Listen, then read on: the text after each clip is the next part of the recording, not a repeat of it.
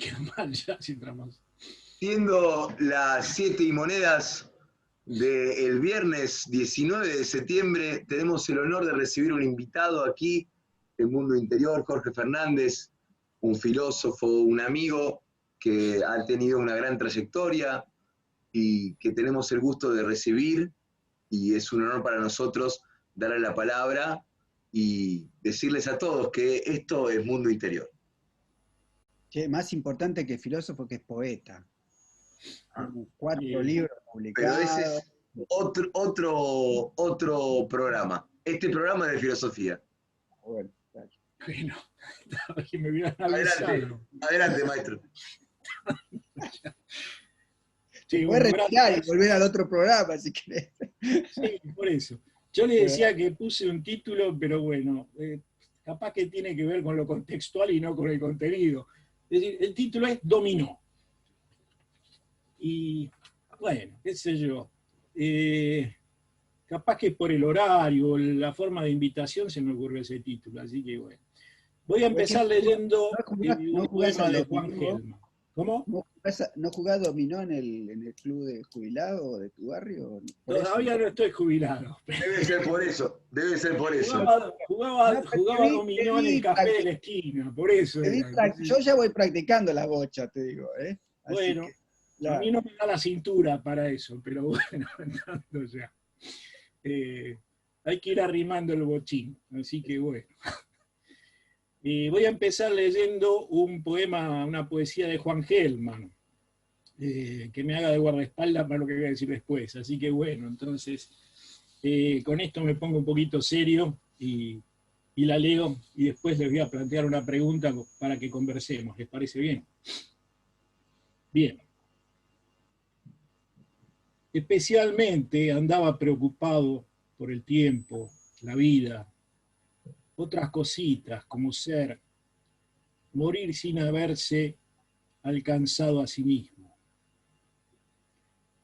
En esto era tenaz y los días de lluvia salía a preguntar si lo habían visto a bordo de unos ojos de mujer o en las costas de Brasil amando su estampido o en el entierro de su inocencia, muy particularmente. Siempre tuvo palabras o pálidos y pobres pedazos de amores sin usar, de grandes vientos. 13 veces estuvo por entrar a la muerte, pero volvió, de acostumbrado, decía. Entre otras cosas quiso que alguno más entendiera este mundo, con lo que horrorizaba a la propia soledad. Hoy lo velan tan espantosamente aquí mismo, entre estas paredes, por las que resbalan todavía sus puras maldiciones. Desde su rostro cae el ruido de las barbas aún vivas, y nadie que lo huela llegará a imaginar cómo deseaba gozar con el misterio del amor inocente, darle agua a sus niños. Mientras devuelve la piel y los huesos prestados al descuido, mira a lo lejos su figura y se persigue, por lo cual, sin duda pronto, va a empezar a llover. Está tomado de Velorio del Solo. Últimamente me gusta ponerme un guardaespaldas así como Gelman, con el que tuvimos trato en el taller de poesía junto con Carlos y algunos más, ¿no? Puede ser que esto tenga que ver, este poema tenga que ver con lo que voy a plantear, o no, queda a gusto de los consumidores, digo, y quien lo quiera relacionar. Me animo a compartir con ustedes, entre amigos, una pregunta en parte íntima, en parte universal. Me animo a compartirla acá. ¿Qué es este acá? Bueno, este acá virtual, en estas catacumbas virtuales, diría, imaginando que estamos en un café. De ahí viene lo de dominó, que decía el título, ¿no? Que estamos en un café. Si es el de la esquina, mejor, hablando, tomando algo, mirando pasar la gente. La pregunta atañe en principio a nuestro oficio, a ese hacer que elegimos de pensar y estar próximos a la filosofía. Formulé la pregunta de una manera sencilla y no sin algunos recaudos, y dice así: ¿cuándo realmente pensamos? Es decir, ¿cuándo realmente hacemos lo que elegimos hacer? Va quedando claro que pensar, al menos para nosotros, es un hacer. Al preguntar cuándo, quiero dejar de lado toda búsqueda de certeza, absoluta o no, así como también dejar fuera la pregunta ¿qué significa pensar? Sin pretensiones de certezas, suponiendo que de alguno u otro modo sabemos qué significa pensar, el cuándo quiero que nos remita a aquellos momentos, ocasiones, en las cuales nos descubrimos pensando. Intuyo y anticipo que se trata de momentos u ocasiones que entrañan una extraña soledad. Una extraña soledad. De ahí que me animo tan solo a compartirlo entre amigos en una mesa de café como esta. La inclusión del adverbio realmente a la pregunta ¿cuándo realmente pensamos? Lo pueden considerar un vicio hegeliano o bien la necesidad de una aclaración que anticipa la extrañeza de tales momentos o, de lo contrario, que solo nos sirva para barrer supuestos. Es decir, todas aquellas situaciones en las cuales suponemos que estamos pensando y de oficio, ya no nos podemos engañar, sabemos que lamentablemente no es así. Pienso que la extraña soledad de tales ocasiones se debe a que no acontecen en nuestros diálogos filosóficos habituales. Digo, los que mantenemos con los filósofos que elegimos para estudiar, sea Hegel, Eckhart, Merleau-Ponty, Sartre o quien sea. Tal vez con ellos es con quienes es más difícil llegar a pensar. Y percibo allí una lucha nada menor, una lucha importante. Pero no quiero referirme a eso. Mi pregunta, ¿cuándo realmente pensamos?, es más modesta, pero no por ello menos pretenciosa. Hablo más bien de aquellos que nos han dado el idioma, la lengua desde y en la cual el pensar irrumpe, se alcanza, se plasma. Casi me arriesgo a decir, tal vez en voz baja, no sé cómo hacer bajo la voz ahora, no sé, que es posible pensar a partir lo que en una lengua calla. Es posible pensar a partir de lo que en una lengua calla. No el silencio, sino el callar.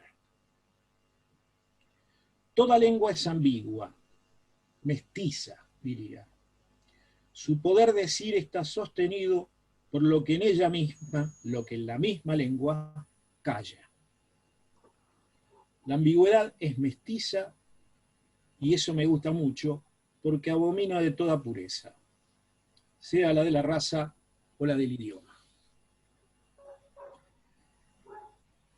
En una canción suya titulada Le tengo rabia al silencio, don Atahualpa Yupanqui dice: hay silencio en mi guitarra cuando canto el yarabí, y lo mejor de mi canto se queda dentro de mí.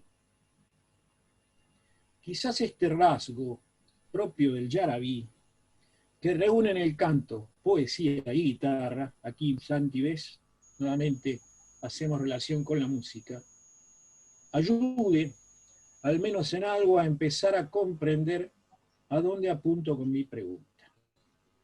No obstante, y esto es lo que les ofrezco, busqué dos situaciones que voy a compartir con ustedes, tomadas de la literatura muy diferentes entre sí, donde los mismos autores se encuentran sorprendidos por el pensamiento.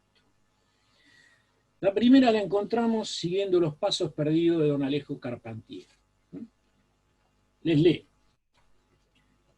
Los árboles trepaban a lo largo de los paredones, hincando garfios en las hendeduras de la mampostería, y de una iglesia quemada quedaban algunos contrafuertes de archivoltas y un arco monumental, presto a desplomarse, en cuyo tímpano divisábanse aún en borroso relieve las figuras de un concierto celestial, con ángeles que tocaban el bajón, la tiorba, el órgano de tecla, la viola y las maracas.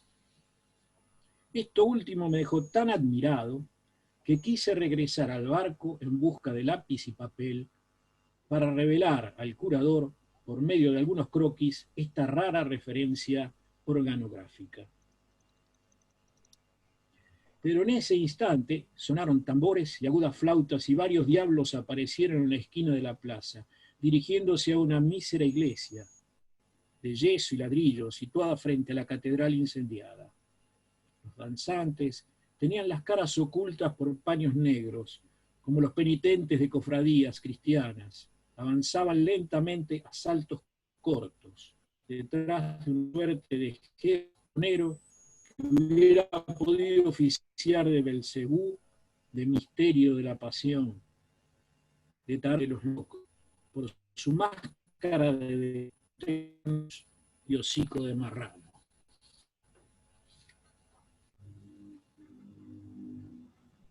Continúa Carpentier. Un ángel y una maraca no eran cosas nuevas en sí, pero un ángel maraquero, esculpido en el tímpano de una iglesia, incendiada, era algo que no había visto en otras partes. Me preguntaba ya si el papel de estas tierras en la historia humana no sería el de hacer posibles, por primera vez, cierta simbiosis de culturas. Cuando fui distraído de mi reflexión por algo que me sonaba a cosa a la vez muy próxima y muy lejana. Hasta ahí el texto que elegí de Carpentier. Lo que asombra y hace pensar es un ángel con maracas. La ambigüedad, en palabras de Carpentier, se convierte en cierta simbiosis de las culturas. La extrañeza termina expresando, sonaba a cosa a la vez muy próxima y muy lejana. Hasta ahí la primera escena, como quieran llamarle. Y aquí va la segunda, que la tomo de Luigi Pirandello. De su obra tengo mucho que contarle. Cuentos para un año, tomo 3, tomo tercero. Después de haber escrito, y todavía sigo yo, ¿no? Todavía no empezó lo de Pirandello. Después de haber escrito algo así como 2.400 páginas de cuentos, es el tomo tercero, y cada tomo tiene como 800 páginas. Entonces estamos viendo allí, fíjense, después de haber escrito 2.400 páginas de cuentos, Pirandello cierra este último tercer tomo con un pasaje que titula Coloquios con los personajes, y lo comienza así. Había colgado en la puerta de mi estudio un cartelito como este. Aviso, dice, ¿no? Desde hoy quedan suspendidas las audiencias a todos los personajes, hombres y mujeres, de todas las clases sociales, de todas las profesiones, que han solicitado y presentado sus credenciales para ser admitidos en alguna novela o cuento. Postdata, solicitudes y títulos quedan a disposición de aquellos personajes que, no avergonzándose de exponer en un momento como este la miseria de sus casos particulares, quieran dirigirse a otros escritores, si es que encuentran alguno. Hasta ahí el cartelito que esto Pirandello, después de escribir tantos cuentos, en la puerta de su oficina, donde sea. Es decir, esta extraña soledad que les planteaba obviamente siempre incluye a aquellos con quienes dialogamos y en el caso de Pirandello sus personajes. Pero una vez que escribió 3 tomos, se abstiene, le pide a los personajes que se abstengan, aparece el diálogo con su madre. Y esto es lo que quiero esto es lo que les quiero leer, por lo menos en parte. Aquellos que han visto la película Caos de los hermanos Taviani sabrán que la última parte la tomaron de aquí y las anteriores de otros cuentos del mismo Pirandello. Y este es el diálogo que Pirandello tiene con su madre ya muerta, que vuelve ahora, pero con un personaje, claro, en todo caso, real, tendríamos que decir. Comienzo. Cuando estaba sentada en tu rincón, yo decía, si ella me piensa desde lejos, estoy vivo para ella. Y esto me sostenía, me consolaba. Ahora que has muerto, no digo que ya no estés viva para mí. Tú estás viva, viva y tal como eras, con la misma realidad que durante tantos años te he dado desde lejos, pensando en ti sin ver tu cuerpo, y viva siempre estarás mientras que yo lo esté. Pero ves, es esto, que yo ahora ya no estoy vivo y nunca lo estaré más para vos. Porque vos ya no podés pensarme como yo te pienso a ti. No podés sentirme como yo te siento. Por eso, mamá, por eso, los que se consideran vivos creen también que lloran a sus muertos y en cambio lloran su propia muerte, su realidad que ya no se halla en el sentimiento de los otros que se han ido. Tú la tendrás siempre en mi sentimiento. Yo, mamá, en cambio, ya no la tendré en ti. Tú estás aquí, tú me has hablado, estás viva aquí, te veo. Veo tu frente, tus ojos, tu boca, tus manos. Veo tu ceño fruncido, tu parpadeo, la sonrisa de tu boca, el gesto de tus pobres, pequeñas y ofendidas manos. Y te oigo hablar verdaderamente tus palabras, porque eres aquí, ante mis ojos, una realidad verdadera, viva. Pero, ¿qué soy yo ahora para ti? Nada. Tú eres y serás para siempre mi mamá. Y yo, hijo, lo fui y ya no lo soy, ya no lo seré. La sombra se ha vuelto tiniebla en la habitación. No me veo y no me siento, pero oigo como desde muy lejos un chirrido largo, continuo, de hojas, que por poco me ilusiona y me hace pensar en el sordo gorgoteo del mar, de aquel mar cerca del cual todavía veo a mi madre. Me levanto, me acerco a una de las ventanas. Los altos y jóvenes troncos de las acacias de mi jardín, con sus densas copas, se abandonan sin dolor al viento que los remueve y parece que tenga que cortarlos. Pero ellos gozan de manera femenina el sentirse abrir y descomponer las cabelleras y siguen al viento con elástica flexibilidad. Es un movimiento de ola o de nube, y no los despierta del sueño que encierran en sí mismos. Percibo dentro, pero como desde lejos, su voz que me susurra. Mirá las cosas también con los ojos de quienes ya no las ven. Sentirás una pena, hijo, que te las volverá más sagradas y más hermosas. Cierro con este final, ¿no? De aquí termina. Mirá las hojas, o mira, es en italiano, bueno. Mirá las cosas también con los ojos de quienes ya no las ven. Sentirás una pena, hijo, que te las volverá más sagradas y más hermosas. Bueno, esto es lo que preparé para ustedes, para que podamos compartir la reflexión de todo aquello que nos habla y que calla en el lenguaje que hablamos y con el que intentamos pensar. No sé si esto era lo que les querían o... Y si no No, era no, también. esto es mundo interior Era 100%. más interior que esto, imposible. 100%. Esto es mundo interior 100%. No se preocupe, maestro, es un honor, es un honor.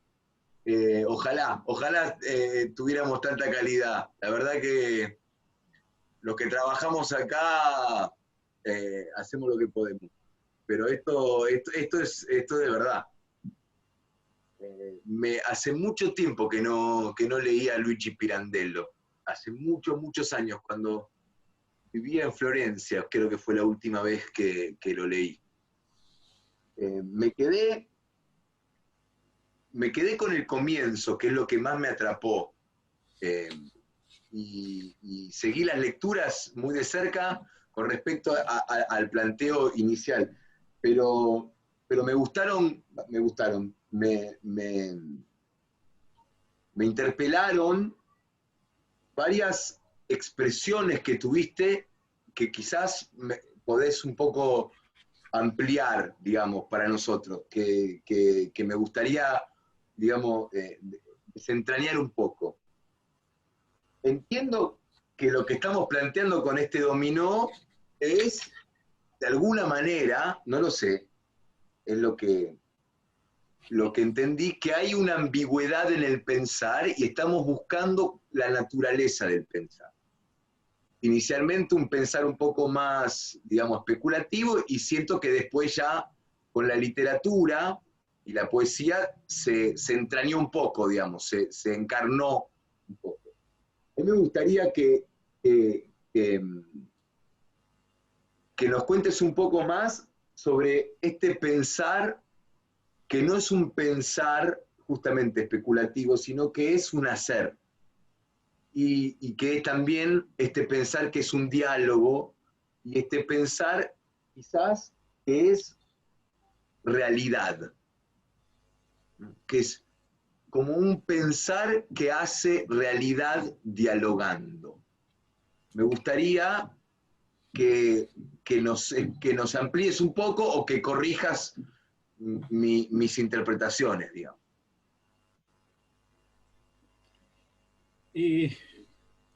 No, corregir no tengo nada que corregir, Santi, que no... a ver, lo que armé es más algo que quiere provocar el pensamiento, que quiere hacer pensar, en todo caso, que decirles lo que hay que pensar, digo, me parece que es eso. Incitar el pensamiento. De todos modos, sí, hay algo que me interesa y que lo quise poner de fondo, que es, por un lado, esta ambigüedad del lenguaje. Esta ambigüedad del lenguaje que nos hace descreer de toda pureza y que diría que su riqueza está en eso, en su ambigüedad. Y que en toda lengua, en tanto no es pura, callan otras lenguas, o hay otras lenguas que han callado y calladas siguen hablando en ellas, como un ángel maraquero que aparece entre todo un concierto de ángeles, que aparece incluso también, si querés, como clave de lo que llamamos el etos barroco, el barroco, que es un modo decente aún en aquello que nos silencia, que nos acalla o que nos oculta. Me parece que eso, ahí hay algo que me interesa mucho, lo rastreé un poco, algo le comentaba a Carlos la otra vez también, en el Yarabí, esto que hace mención Yupanqui, que si alguna vez escuchan o se detienen a escuchar esa canción de Yupanqui, es muy interesante. Dice, le tengo rabia al silencio por lo mucho que perdí, que no se quede callado, quien quiera vivir feliz. Y después dice que se queda callado. Entonces, viste, ya el tipo está dándole vueltas a la cosa, que no es tan sencillo entenderlo. Quiero decir, la barroquiza en ese sentido. Y ayer mencioné el Yarabí. Y me puse a buscar algunas cosas y descubrí que el Yarabí era Jarabí con H antes, y que tenía que ver que es una raíz quechua. En todo caso, cómo habla el quechua, o cómo se dice el quechua como Yarabí, en todo caso, cuando estamos hablando o cuando nuestra cultura se vuelve música y se vuelve poesía. Y que curiosamente en las, digamos, el jarabí era, no sé si se pronunciará así, pero bueno, era una música y poesía, la poesía conjunta, que componía un ritual orgiástico dentro digamos, de las comunidades incas. Es decir, que allí era una festividad muy alegre, y que después de la conquista se vuelve totalmente melancólica, se vuelve yarabí en este otro sentido, de ya no puede expresar lo que siente, tiene que ocultarlo, o solo ocultándolo lo puede expresar. Y eso me parece que es muy, muy interesante como forma del mestizaje, y en todo caso, de todo esto, que nos llega, me parece, como nos llega el lenguaje. Por eso me pareció interesante. Claro que nos ponemos de nuevo en tela psicoanalítica al hablar de mamá, ¿viste? Y todas estas cosas, pero en todo caso me parece muy interesante recurrir a aquellos que callan y justo a aquellos que nos han enseñado a hablar. Decir, ¿no? Entonces me parece que ahí hay algo muy, muy interesante, y ese final de Pirandello me parece extraordinario, ¿no? Qué sé yo, no sé si vos decías también, bueno, sí, el diablo, el hacer. El hacer. A ver, yo creo que surge de cuando yo te qué hace, y me dedico a pensar. Entonces, inmediatamente para nosotros el pensar es nuestro hacer. Me parece que es muy interesante eso, ¿no? Y no aquello que en algún momento, quizás, a mí nunca, pero que decir, a algunos le cabe la culpa, decir, no hago nada porque me digo pensar, todo lo contrario, quiero decir, siempre lo pude hacer libremente en ese sentido, porque me parece que el pensar es un hacer de los más significativos, pero bueno, hay que hacerlo, ¿no? Yo quería... No siempre ocurre. No sé si... Dale, Maxi, dale. No, dos cosas. Bueno, me pareció excelente el escrito y creo que precisamente abre la posibilidad de pensar, ¿no? Más allá de que uno no sepa definir bien qué es esto de pensar. No, por un lado, los que quizás tenemos la profesión de la filosofía, ¿no? Es cierto esto, ¿no? A veces es muy difícil pensar a partir de aquellos autores que uno está trabajando, cuando está pensando en dar una clase, más que pensar está exponiendo un autor o una problemática de un autor, lo mismo cuando escribe un artículo. Es cierto que ahí me parece que hay una dificultad de entrar en un diálogo auténtico con este autor que uno quizás está toda su vida trabajando en algún punto. Bueno, eso por un lado. Y esto del pensar cómo hacer, bueno, aclaro para nuestros oyentes o espectadores, tanto Carlos como Jorge fueron profesores míos. Y yo me acuerdo de un seminario, lavo las manos. así que toda la culpa de esto es culpa, yo culpa de ustedes. Yo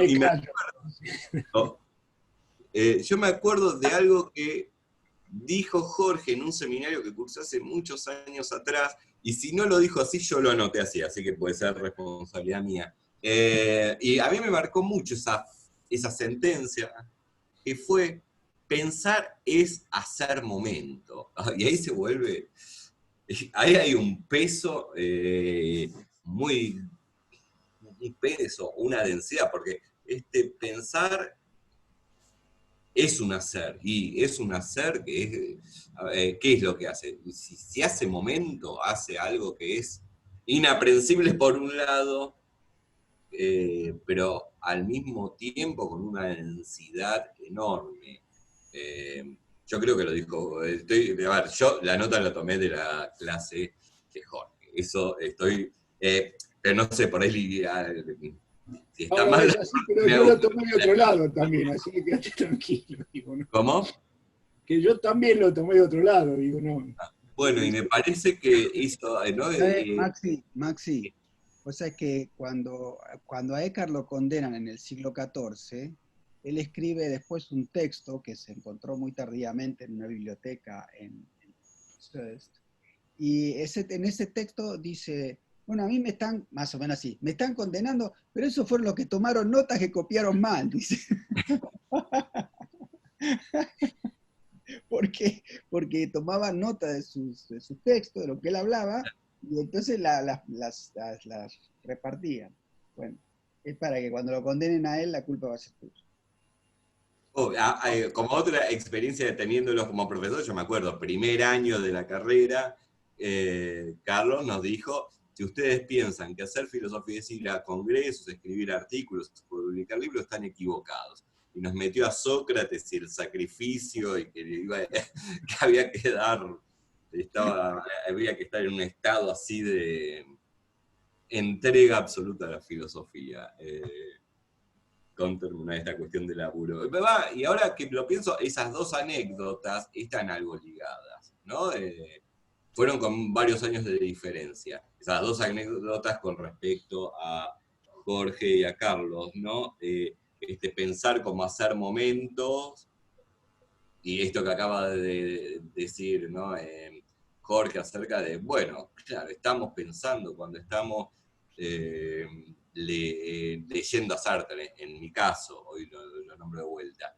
Y esto que dijo en ese momento Carlos, claro, no se limita a una cuestión profesional la filosofía, estar en medio de la cosa misma en filosofía muy probablemente es estar en esta, podríamos decir, apertura al pensar, más que es un hacer, pero un hacer que un poco no es un hacer de la práctica de un sujeto fabricando algo, ¿no? Sino de un ser atravesado quizás por esta filosofía, por este pensar, no sé, no. Ahí creo que se da una ambigüedad que puede ser interesante, ¿no? No sé si dije algo con sentido. Muy probablemente... Quédate tranquilo que el que tomó nota ahora fui yo. Así que no te hagas. Ahí junto en cana. Como dijo Maxi, pum, va en cana. Se frizó.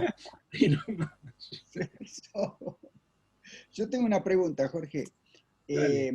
Mira, bueno, vos arrancaste, me gustó mucho el texto, con toda sinceridad. 3 palabras mías, después el resto de Carpentier. Lo mataste a Maxi igual, lo mataste con el texto. ¿Qué pasó? Maxi se fue otra vez. Va y viene, va y viene. La pregunta es, si vos arrancás el texto diciendo, bueno, ¿cuándo realmente pensamos? Y la pregunta está puesta en el contexto de, o está hecha a quienes de una forma u otra estudiamos esto que en la tradición de Occidente se llama filosofía, digamos. Esos textos, autores, bla, bla. Sin embargo, cuando luego pones estas dos situaciones en las cuales parecería que se puede ver en concreto que piensan, o que quienes piensan y que se piensan, ambas hay retorno. Sí, no, problemas de conexión. Muy bien. En esas dos situaciones, tanto en los pasos perdidos, que el que reflexiona es esta persona que va a América Latina a buscar los orígenes de la música y los instrumentos musicales en la novela de Carpentier, Los Pasos Perdidos, no es un filósofo. Y tampoco en lo que lo da a pensar es ningún texto de filosofía, sino es lo que él ve tanto en la catedral como después lo que ve en esa especie de procesión que llega, digamos, que él ve de lejos. Y en el texto de Pirandello tampoco lo que le da a pensar, tampoco él es filósofo, y tampoco le da a pensar un diálogo con la filosofía o con textos filosóficos, sino le da a pensar ese casi como desdoblamiento en lo que en el diálogo con su madre ya muerta. Entonces la pregunta es la siguiente: ¿qué pasa con el pensar en quienes, la gran mayoría, la inmensísima mayoría de quienes no se dedican a la filosofía, incluso que nunca han leído un texto de filosofía? Entonces la pregunta es en este sentido: es que nuestra manera de pensar, es decir, la filosofía, en tanto búsqueda de la sabiduría y búsqueda, digamos, de aproximarnos a un camino para develar, aunque sea de lejos, la verdad, o poder tener un criterio para distinguir la verdad del error, la verdad de la mentira. Esta filosofía como búsqueda de una sabiduría, como un modo de vida, también incluso como un diálogo que se completa luego el diálogo entre profesor y alumno.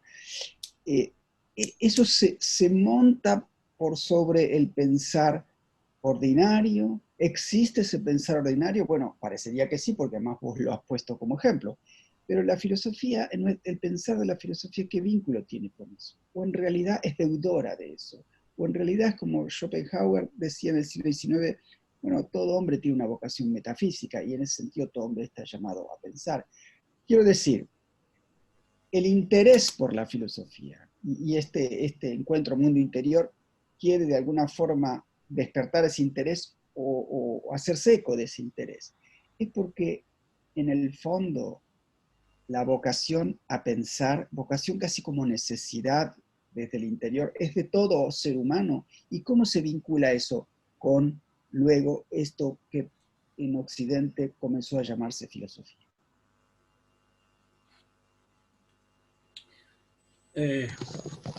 Tomo algún atajo. Para no extenderme, yo creo que la filosofía no es una palabra primera. No lo es ni históricamente. En todo caso es una palabra segunda, es una palabra que surge en el segundo día. ¿Qué quiero decir? Hay palabras anteriores a la filosofía de las cuales la filosofía nace, surge. El mito, de hecho, es la constatación más clara, y no hablo solo de la mitología griega, sino que creo que toda cultura, en su expresión inmediata del lenguaje, encontramos mitos, ¿no? Por eso que me parece interesante también incluir, en todo caso, todo lo simbólico que pueda haber expresado en el texto de Carpentier también, ¿no? En ese sentido. Entonces, la cuestión es esta. ¿Por qué, si todos ordinariamente nacemos del mito y nos movemos con mitos, por qué llega un momento en que el mito no es suficiente, diría?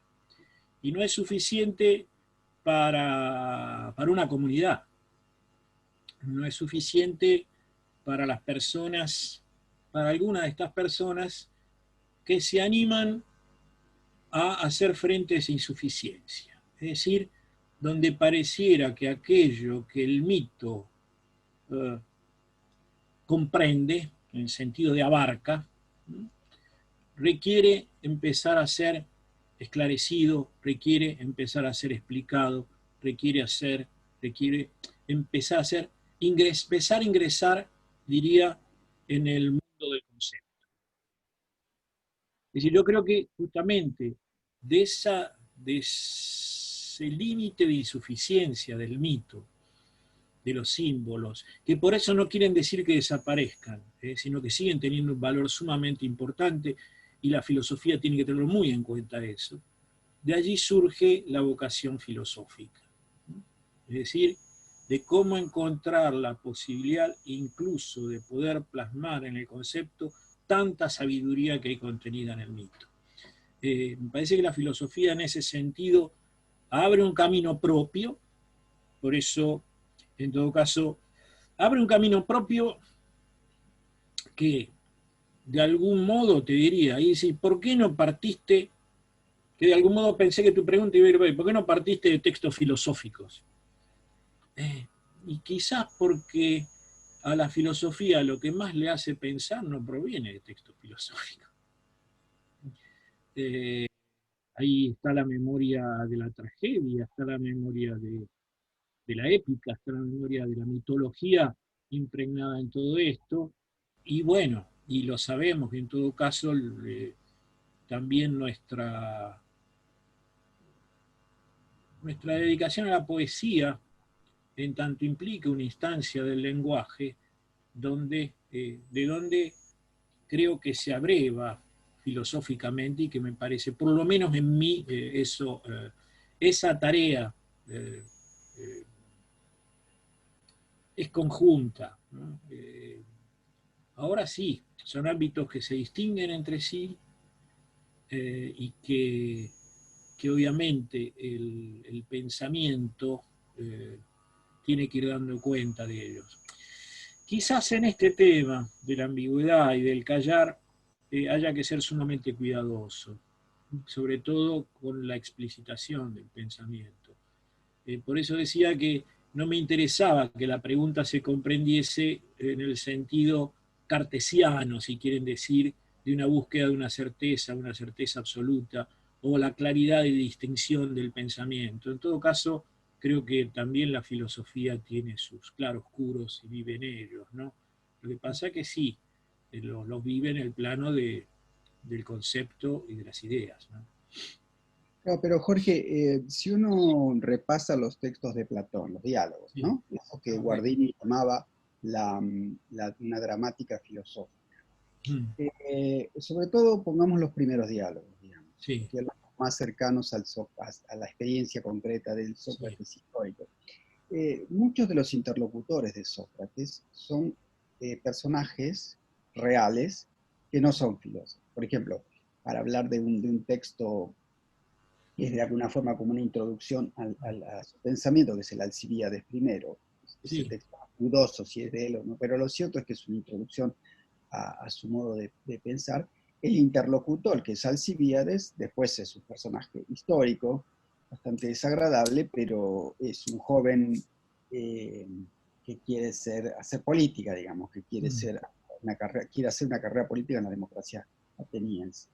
Entonces, la actitud de Sócrates es tratar de despertar esa pregunta del pensamiento, esa pregunta filosófica. Entonces, a donde yo apunto es, cuando nosotros profesionalizamos la filosofía, no dejamos por fuera al hombre de la calle común, que también tiene una necesidad no solamente de pensar, sino que realmente piensa, digamos. Sin tratar de mezclar los dos ámbitos, ¿no? Es decir, sin tratar de mezclar el momento más estrictamente disciplinar, no me gusta la palabra, sino para usar una palabra clásica para que se entienda nada más, el momento específicamente científico, digamos, ¿no? de ese saber propio que le corresponde a la filosofía, aunque sabemos que la filosofía de alguna manera también podría decirse que no es ciencia, pero bueno, para que se entienda. ¿Cómo lo pensás eso, digamos? El pensar con raíz filosófica o con pretensión filosófica en el hombre corriente de todos los días, la gran mayoría, y pensar en el sentido de que también, como da la impresión de los textos de Sócrates, bueno, esas preguntas son necesarias para vivir como ser humano. A ver, por suerte, en algún momento me concediste que me haga cargo de introducción a la filosofía. Y me parece que allí se trata de mantener un contacto justamente con todos estos jóvenes que van llegando y que ahí de entrada tenés que mantenerte muy lúcido para comprender qué es lo que traen y qué intenciones están trayendo, no para juzgar si son buenas o malas, sino para poder valorarlas cada una en su singularidad, diría. Y para ver qué tiene que ver todo eso con la filosofía, ya entendida en el sentido que vos finalmente mencionabas, es decir, ya en el ejercicio académico o científico puro de la filosofía. En principio diría que ese ejercicio a mí me ha mantenido siempre, o me ayudó mucho a mantenerme siempre en esa vinculación, diría, ¿no? Esa vinculación entre, por un lado, diría, ¿no? No lo reduciría solo a eso, pero sí con, con cómo se acerca a la filosofía a aquellos jóvenes, digamos, que de algún modo son estos hombres cotidianos, quiere decir que lo que decíamos es que al fin y al cabo cada uno de nosotros lo somos, ¿no? Es decir, uno puede posicionarse ante determinado auditorio y hablar extremadamente, digamos, concentrado en los conceptos, etcétera, pero bueno, uno como ser viviente sigue siendo el que es en su vida cotidiana, y en su vida cotidiana tendrá que ver qué hace con esa filosofía o cómo plantea su filosofía también, porque parece que en la medida que no abreve y no irrigue también por allí, la filosofía se vuelve una especie de círculo que se encierra en su propio lenguaje y que pierde sus conexiones vitales y sociales, digo, ¿no?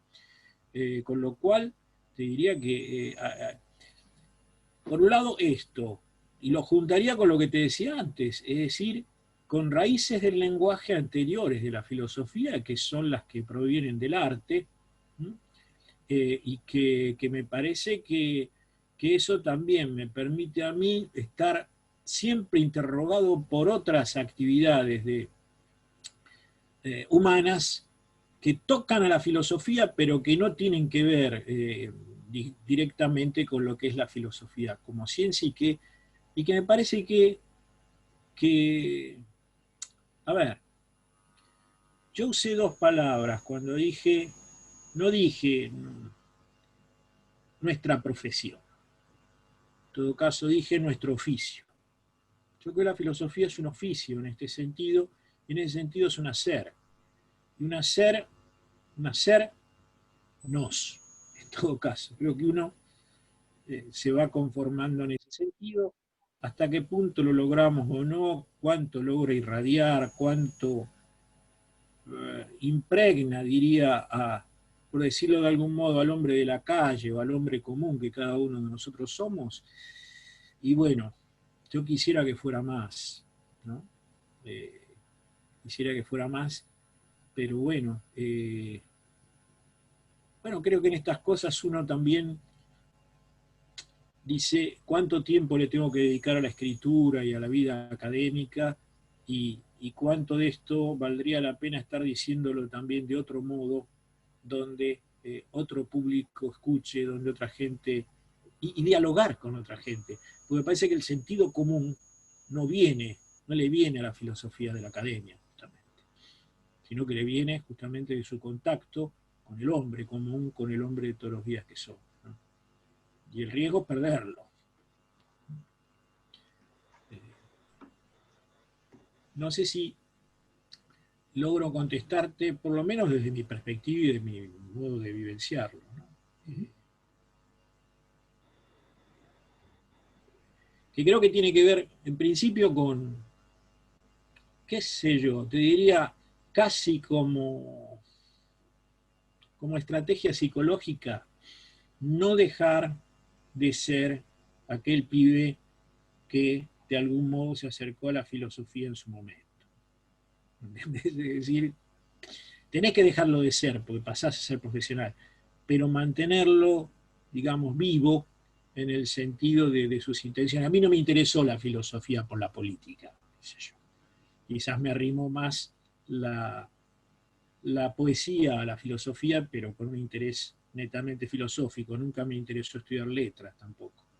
O sea que encontré en la filosofía un modo de ser mi vida, de hacer mi vida también, ¿no? Así que bueno, la trato de llevar por allí, ¿no? Yo a lo que iba es que está dicho en lo que leíste y lo que has comentado, y es que la, la, la filosofía como ese oficio del que hablas, trata como de aventar esas brasas que hay en toda existencia humana, que son preguntas fundamentales. La filosofía, como tradición, después ha respondido a lo largo de más de 2000 años a esas preguntas. Y bueno, después está ese oficio de repasar y dialogar con esa tradición, pero que las preguntas fundamentales están en toda existencia humana. Si cada uno escarbara en esas brasas que vienen ya desde que nacimos, están en ese lenguaje, en eso que calla el lenguaje, que nos constituye. Como yo entiendo que vos querés decir, bueno, nosotros somos ese lenguaje, y en ese lenguaje que somos hay algo que calla, algo que calla y que es lo que permite que esas preguntas estén allí latiendo y dándonos, permitiéndonos estar vivos, digamos, ¿no? Eso me parece, bueno, la idea de la infancia, ¿no? Que estabas diciendo. La infancia es ese lugar del que venimos y que es esas brasas menos tapadas por las cenizas, donde están todas esas preguntas que se hicieron sin ser conscientes de ellas. Creo que sí. Y en el texto de Pirandello lo encuentro eso. ¿Por qué? Porque si vas viendo su obra, esa cantidad y diversidad de personajes, vos decís, tiene una imaginación prodigiosa, pero la imaginación prodigiosa tiene que ver con el juego y con la infancia. Tiene que ver con el juego y con la infancia. Y al mismo tiempo, lo dramático de este último texto, el texto que les leí, es que ante la muerte de su madre él se da cuenta que deja de ser hijo. El riesgo que está viendo ahí es el de perder su infancia, me parece. ¿Entendés?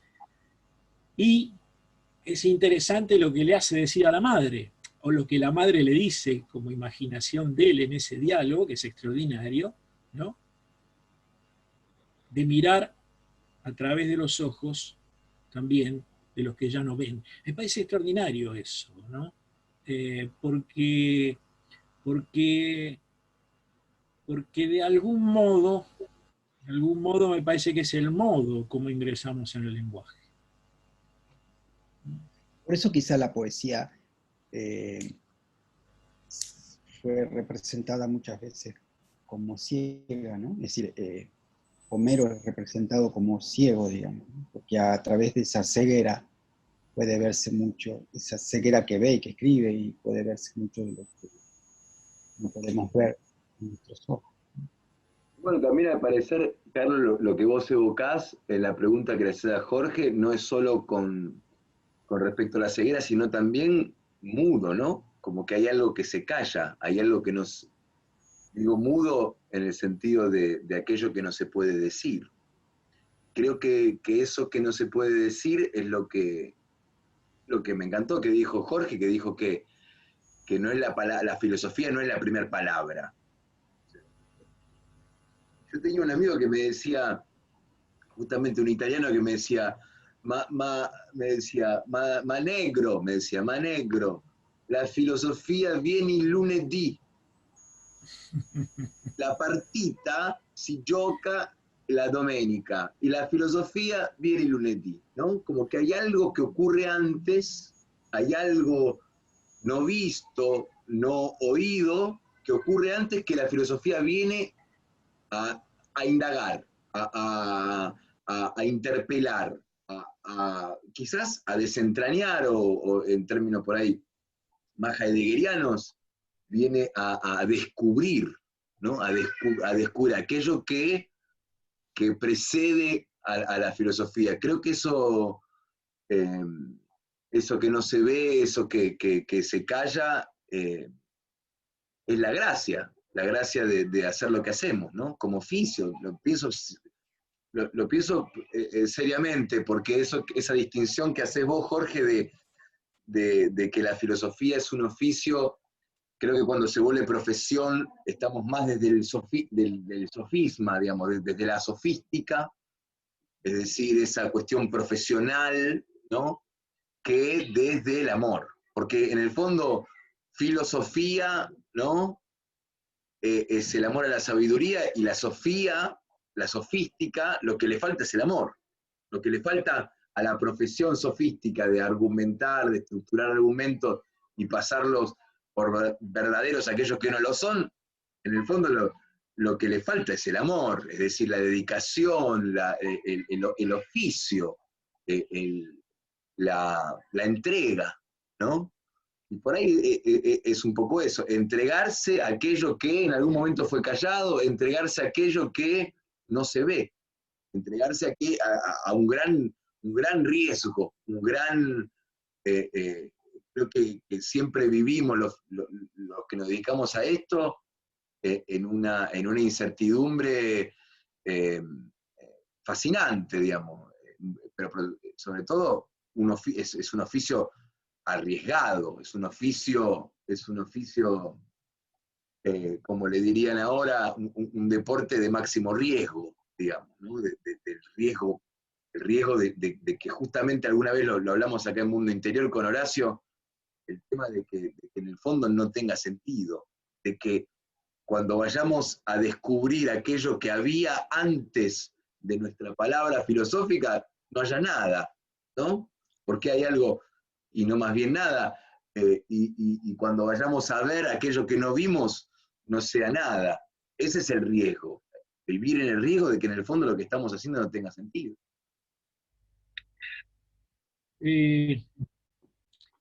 Sí, gracias, Santi. A ver, por un lado, si no es la primera, tampoco es la última palabra. Y eso también tiene que ver con el callar. Total, no nos queda nada, no somos ni primero ni último. No, la palabra filosófica, yo creo que la filosofía en algún momento tiene que decir paso la palabra, eso quiere decir. Yo no, cuando incluso hablo de la ambigüedad y me interesa el mestizaje, no me interesan las filosofías que quieren convertirse en la última palabra. Cada vez que la filosofía, y Platón lo supo también, quiso convertirse en la última palabra, me parece que, y hace a la relación entre el filósofo y el político, que si bien tiene que haber una comunicación entre ellos, mejor que cada cual se dedique a lo suyo, digo, porque en la medida que los mezclamos, vienen los líos que aparecen en la carta séptima, etcétera, y toda una cantidad de cuestiones que el mismo Platón vivió, digo. Y ese es un tema, qué sé yo, ¿qué quiero decir con esto? Por un lado, sí, es asumir la tarea de pensar, el hacer del pensar. Es decir, que esto implica no tener, por lo menos no poder hacerte el tonto en aquello que tiene que ver con el pensamiento, no podés dejarlo de lado, tener que asumir la reflexión. Y obviamente que eso vos lo llamás una profesión de alto riesgo, pero una profesión que en la medida que comprueba el alto riesgo que conlleva, sabe que ese riesgo lo corremos todos, ¿me entendés? Es esto, que parece que es un poco lo que percibe cualquier persona, es decir, toda persona que en algún momento de su vida desciende, diría, a estas instancias donde quizás nosotros, por las lecturas que hacemos, claro, pero también las podemos hacer académicas, ¿no? Y yo no sé hasta qué punto muchos textos que realmente llevan densidad en este punto terminan tocando, es decir, sí, escribimos un paper, una cantidad de cosas, digo, ahora hasta qué punto ese tema me toca a mí o no.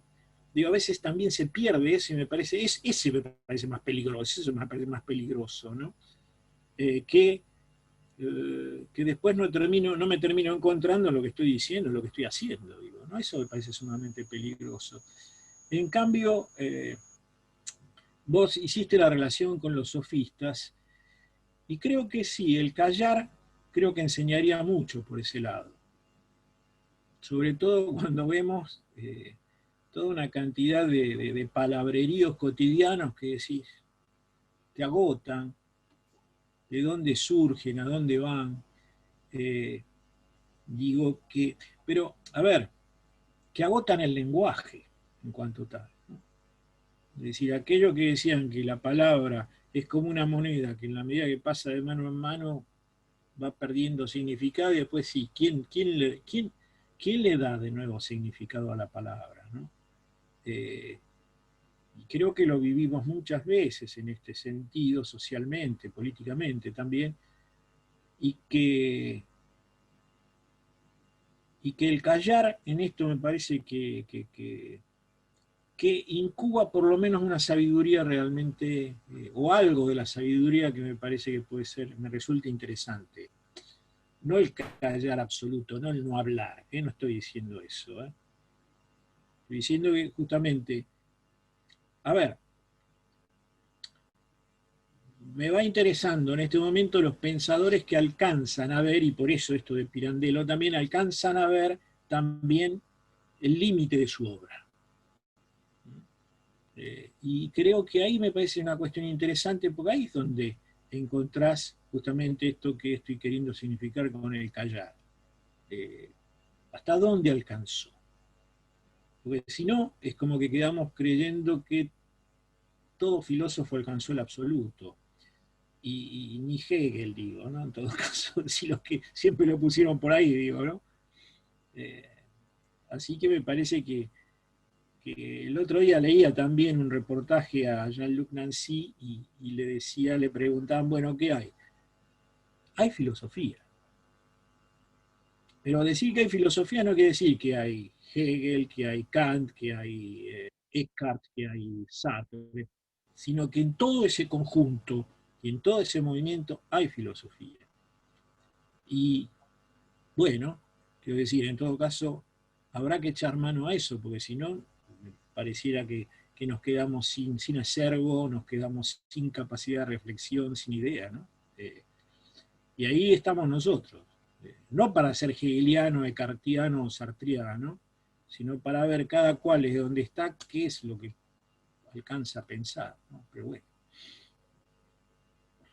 Hay un texto de Merleau-Ponty que se llama Elogio a la filosofía, y donde él sostiene, da un panorama medio desalentador, ¿no?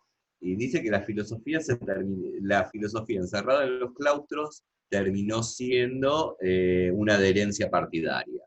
Yo adhiero a determinada corriente, el otro adhiere a determinada corriente, y él dice, y se perdió la relación fundamental de la filosofía, que es la relación con los hombres, como se dijo recién, de a pie. Y él dice algo que hay dos frases que me parecen que están buenas. Una es, la filosofía ha dejado de interpelar a los hombres. Claro, la filosofía en tanto puro profesionalismo y esto, ¿no?, de la adherencia partidaria, ¿no? Si ponemos acá, uno podría decir, bueno, yo soy sartreano y hablo de Sartre y nada más, y soy, como dice Nietzsche en el Zaratustra, el investigador del cerebro de la sanguijuela.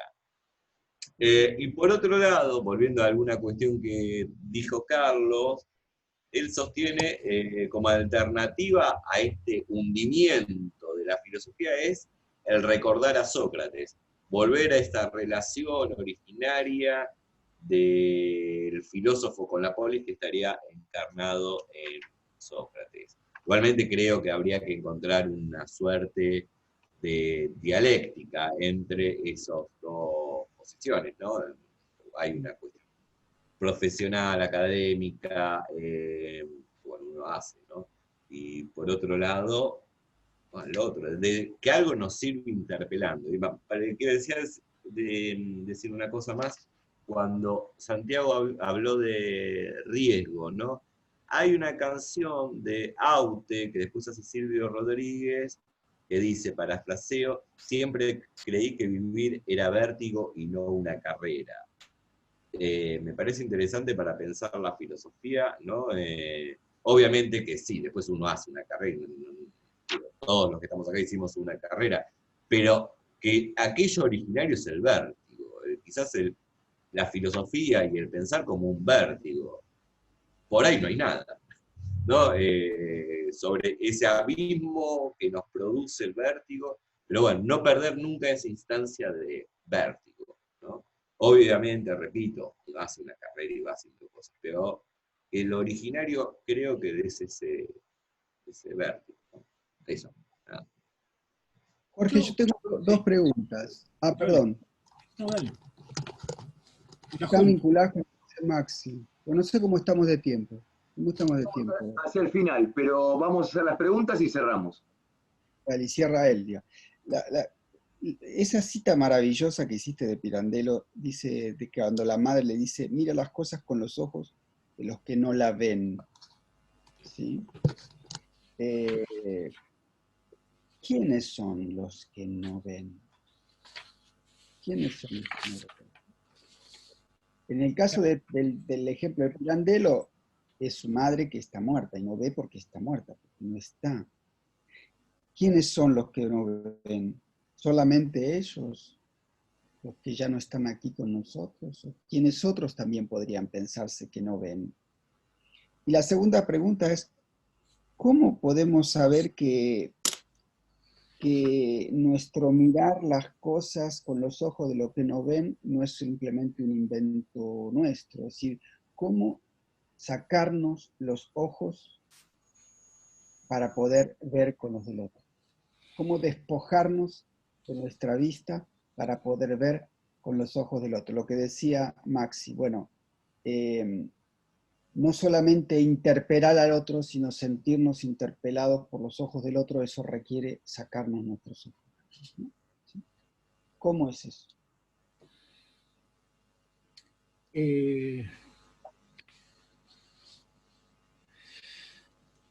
¿Quiénes son los que ya no ven? Sería, en todo caso, ¿no? Los que han visto y ya no ven. Que en el caso de Pirandello, obviamente, es la madre. Y yo creo que esto, a ver, ¿qué es ver?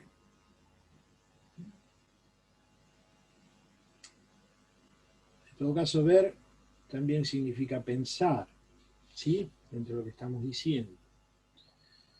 Ver implica en lo que estamos planteando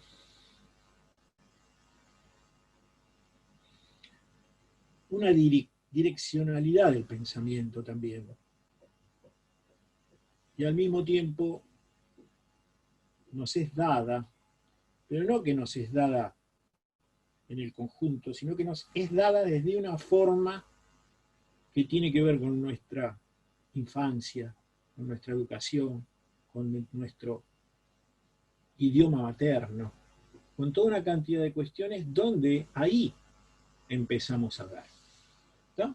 O sea, que uno empieza a ver siempre a partir de los que vieron antes que uno.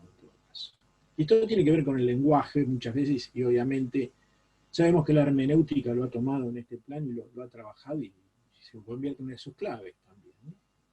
Es decir, que para empezar a ver tenemos que dejar de ver de un modo determinado y empezar a ver de otro, o ver por sí mismo, y ahí entraríamos en todo lo que es, sí, esta transformación que vos mencionabas. Los que no ven, los que ya no ven, quizás interpreto o quiero interpretarlo por ahí, son los que callan. ¿No? Son los que callan. Todo aquello que calla, ¿no? En este caso, por eso también lo podemos relacionar con el poema de Hellman, ¿no? En todo caso tiene que ver con el velorio del solo, ¿no? Y todo aquello que están hablando ahora a través del poema y del poeta Hellman allí. De quien sea de quien está hablando, digo, ¿no? Y me parece que ahí es donde entramos nosotros, por ejemplo, cuando decimos, pensamos desde Platón, o ponemos a Platón, o pensamos de la filosofía, estamos viendo desde los que ya no ven. Quiero decir que ya hay un modo, fíjate que todo lo que estamos haciendo de algún modo tiene que ver con eso. Pero lo que me parece interesante esto, sobre todo en Pirandello, es que señala justamente este rasgo de la finitud. Este rasgo de la finitud que creo que tiene que ver también con la diferencia entre Sócrates y Alcibíades, ¿no? Es decir, la de...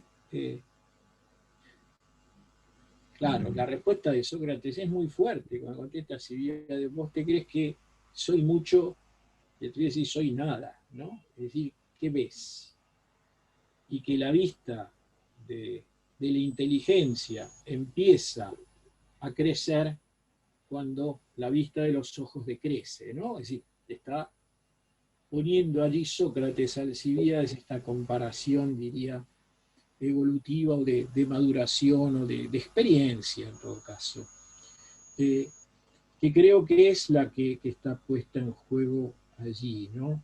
Ahora, en la medida en que fui metiendo el poema de Helma, en todo caso, también las lenguas acalladas en otras lenguas, en el caso, o la cultura callada en otra cultura, que habla desde su estar callada en una cultura, como lo es el etos barroco, y tomado de Carpentier, creo que justamente los que no ven tienen que ver con esos que callan en todo caso, pero que callan, y esos que callan, insisto, y quizás no lo puedo aclarar mucho todavía, me parece que son los que nos permiten hablar, nos permiten decir, nos permiten pensar. Y creo que iría por allí. Sé que no te termino de contestar, pero bueno, en todo caso es porque lo estoy pensando, digo, ¿no? Y sigámoslo, ¿no? Para eso estamos, para seguirlo. Jorge, muchísimas gracias por estar acá en Mundo Interior. El tiempo es tirano, debo hacer un cierre. Y he elegido un poema de Roberto Brenes, un costarricense, nacido en San José, de más o menos fines del siglo XIX, pero no sabemos bien cuándo, sabemos cuándo nació, pero no cuándo murió. Y el poema se llama El Pastor, y dice así: da el silencio detrás de su rebaño de ovejas coronadas de verbena hacia una blanca noche de azucena que lo esperó durante todo el año. Y por el campo de intangible estaño, fragante de rosúa y yerba buena, detrás de los corderos va la pena, junto al pastor como un mastín huraño. Por en medio de un bosque de lentisco, les arrumba el silencio hacia el aprisco de una vida de paz ultraterrena. Y a fin de que no escapen el sendero, les acosa el silencio con su austero negro mastín sin compasión, la pena. Esto fue Mundo Interior.